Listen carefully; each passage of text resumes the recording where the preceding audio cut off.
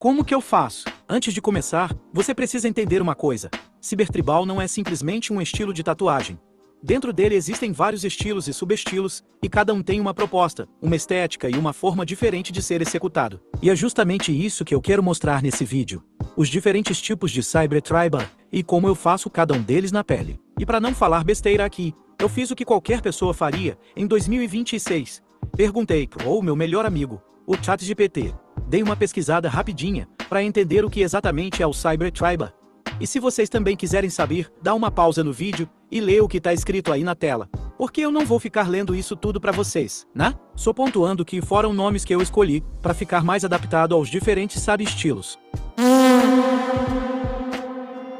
Para começar, esse primeiro Cybertribal tem uma pegada um pouco mais dark, que era exatamente o estilo, e ele estava buscando. Aqui eu trabalho os traços usando uma 9RL, buscando deixar as linhas bem definidas e marcadas. Depois, no preenchimento, entro com uma 13S para conseguir construir bastante preto e deixar a tatuagem bem sólida. A ideia aqui é não economizar no preto. Praticamente toda a composição é bem preenchida e escura, justamente para trazer esse visual mais pesado, agressivo e sombrio que ele queria. Já a segunda foi completamente diferente. Essa foi a primeira tatuagem dela, e ela escolheu fazer na barriga. 2 Cybertribais espelhados, pequenos e totalmente simétricos. Aqui a proposta era ser bem mais delicada.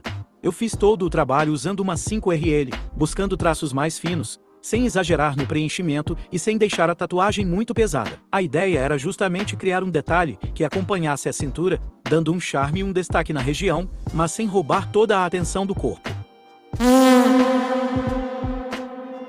Essa aqui também foi a primeira tatuagem dela, mas a proposta já era bem diferente. A ideia era criar um Cybertribal com mais profundidade, usando o contraste entre a pele e as sombras para dar a sensação de que algumas partes estavam mais fundas ou saltando para fora. Eu trabalhei os traços com uma 5RL e usei uma 7RM para construir essas sombras e criar esse efeito de profundidade. E para fechar, tinha esse detalhe de uma espécie de lança vermelha no centro, com uma pequena joia vermelha, bem no meio do dedo, justamente para quebrar o preto e criar um ponto de destaque.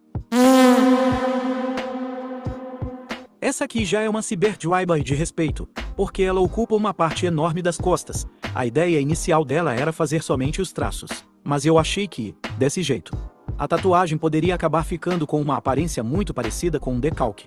Então sugeri colocar algumas sombras nas pontas para dar mais profundidade e movimento. Eu fiz toda a estrutura com uma 9RL e usei uma 15RM para trabalhar essas sombras. O desenho foi pensado para lembrar uma asa de fada, com um coração bem no centro e os dois lados completamente simétricos, criando uma peça grande, delicada e ao mesmo tempo bem marcante nas STAS.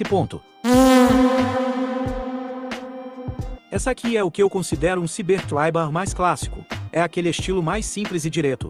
Somente linhas vazadas, bem pontudas, sem sombras e sem preenchimentos. Ela começa na ponta do dedo mindinho e vai até um pouco mais da metade do antebraço.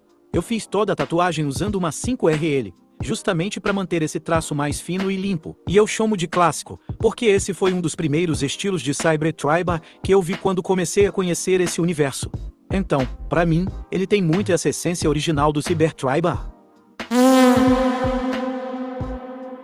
Essa aqui é um Cybertribal na região do cóccix, ali no famoso cofrinho, e a borboleta é o grande destaque da composição. A ideia do Cybertribal foi justamente complementar a borboleta, criando uma composição mais delicada e fazendo com que os dois elementos conversassem entre si.